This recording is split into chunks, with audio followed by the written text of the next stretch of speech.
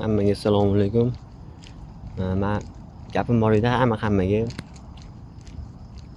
Instagramda obunachim 444 ta hali ham, YouTube'da 401 ta. Nima qilishim kerak bilmayapman o'shani. Nima demoqchiman? Kim O'zbekistonda 5000 ta jang o'qigan? Kim qila oladi? 5000 ta. Qaysi bloger, mana kontent olgan blogerlar bor futboldan. Nima ismi? Aytaman. Abdujabborov, MD Freestyle, mana G'olib degan chiqqan bola. U bola 2000 ta qilganman, eng ko'pi men 5000 ta qilganman-da.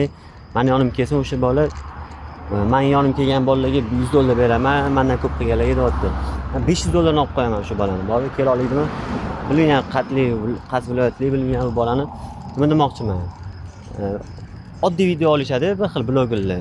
Million bo'lib ketadi. Prosmotr bilgan nimaga anaqa kontent men qo'yayotgan videolarim tushmaydi. Men unga xafa emasman, nima demoqchiman? Men qilgan ishim hamchalik bolalar futbolga borayotgan bolalar ham qilmasa kerak. 5000 ta kim janglar qila oladi O'zbekistonda? Kim qilgan men bilmayman, hech kim qila olmaydi hamchalik. Mana G'olib degan bola ham qila olmaydi. MD Freestyle ham qila olmaydi hamchalik. Abdujabborov ham qila olmaydi. Yana Abdujabborov guruhi yonidagi bolalar ham qila olmaydi hamchalik janglar 5000 ta hech kim qila olmaydi. Qachon million bo'laman bilmayapman. Bo'lib qolarmiz biz ham yo'limiz ochib bo'lar xudo xolasa. 444 ta tegaysa ham obunachi YouTube'da 401 ta.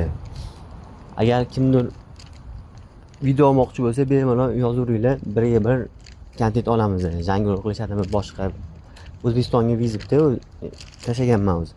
Hech kim qabul qilmaganman bilgan, qo'rqyaptimi? Kutib qolaman.